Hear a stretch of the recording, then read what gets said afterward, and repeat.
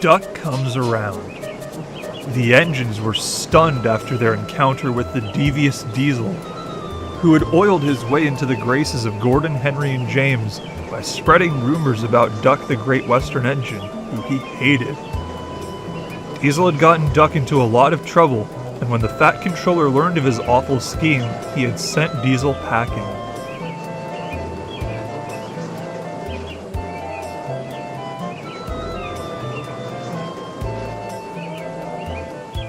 Gordon, Henry, and James did their best to make it up to Duck, and soon the four were firm friends again. They didn't talk about galloping sausages, old square wheels, or rusty red scrap iron anymore, but it would be some time before they learned to trust another Diesel. "Diesels are not helpful," Gordon boomed. "They create havoc in the yard," added Henry. "And they just as soon as push you off the rails than fetch your train," James finished. Duck wasn't so sure at first, but he was impressionable, and soon the big engine's attitudes began to rub off on him. One day, Duck came to see Edward at his station. Edward was glad to see that Duck was safe after his accident at the barber shop. Duck told Edward all about Diesel and the tricks he had pulled. "I'm sorry he tormented you," Edward sympathized. "Well, it's all over now," Duck replied. "And good riddance to him. I hope the Fat Controller will be more careful about bringing Diesels to the island again."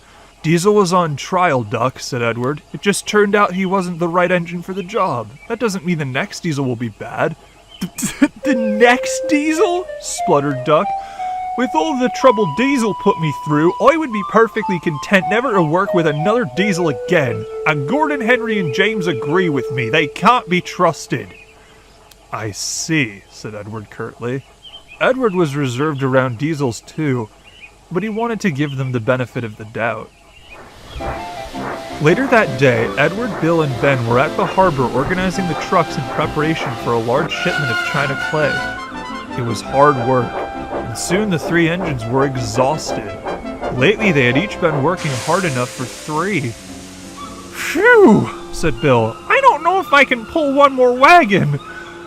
"Yes," Ben sighed. "There's too much work for the three of us." "You might be right about that," said Edward. "We can't spend all day shunting trucks here when we're also needed elsewhere." Edward decided to ask the Fat Controller for more help. "I understand your feelings, Edward," said the Fat Controller, "but I'm afraid that we can't spare any other engines here on the railway." Edward was disappointed. "However," the Fat Controller continued, "there is another engine. His name is Boko. He's a new Diesel which an associate of mine would gladly allow me to trial." Edward remembered what Duck had said. "Is that wise, sir?" Edward said, and reminded him about Diesel. "I'm worried about how Gordon, Henry, James, and, well, Duck will react to a new Diesel." The Fat Controller smiled. "One of these days they're going to have to get used to Diesels, Edward. They're not all like Diesel, I promise you." This made Edward feel better, but he was still worried.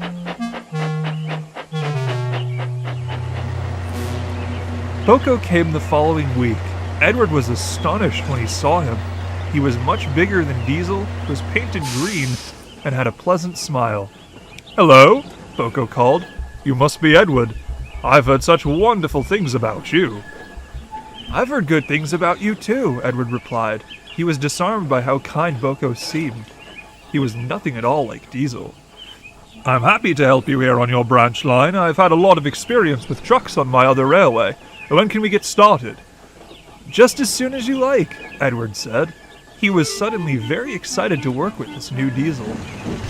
The two spent the rest of the afternoon pushing and pulling trucks into place around Edward's station.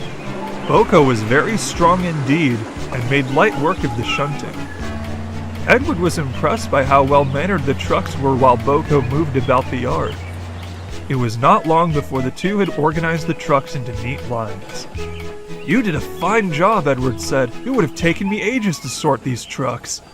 "My pleasure," Boko replied, smiling. "Trucks are what I do best."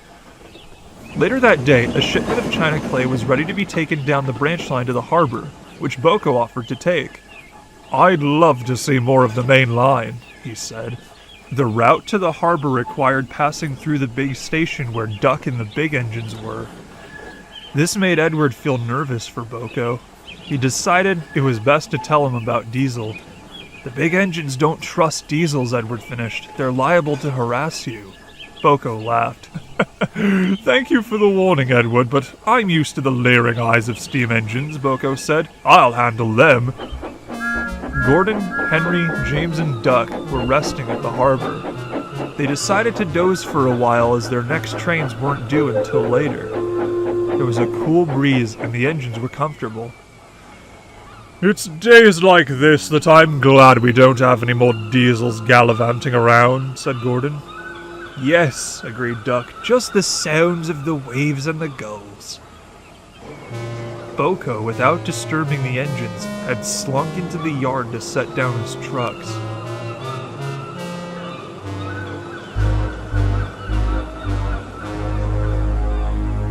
He spoke with the foreman and secretly arranged Gordon, Henry, James, and Duck's trains. He had such a knack with trucks that it took him almost no time at all. The station master, seeing that the trains were ready and waiting, came up to tell the engines the news. What? Already? Exclaimed Henry. Who shunted them? Did you, Duck? Asked Gordon. No, I've been right here. Did you shunt them, James? Definitely not. Suddenly there came the sound of a diesel's horn from the other side of the yard. Boko roared into view and stopped just short of the sidings. I'm sorry to disturb your dozing, Boko said, but I just wanted to say that I hope you all have good trips this evening. You'll find your trains arranged neatly at the station. Goodbye! The engines were speechless. Duck's evening train ran through Edward's station. When he arrived, Edward was sitting in the station siding with a grin on his face. I wasn't expecting you until later, Edward said. My train... Before Duck could finish, Boko pulled into the adjacent platform. Having a good trip, Duck? Boko said warmly. Duck looked blankly at Boko, perhaps believing that the diesel he had seen earlier had been just a dream. It's nice to have a diesel like Boko that cares enough to shunt your train, Duck, Edward laughed. But of course, they can't be trusted. Right, Duck? Duck felt ashamed. I'm sorry for what I said about diesels before, he said.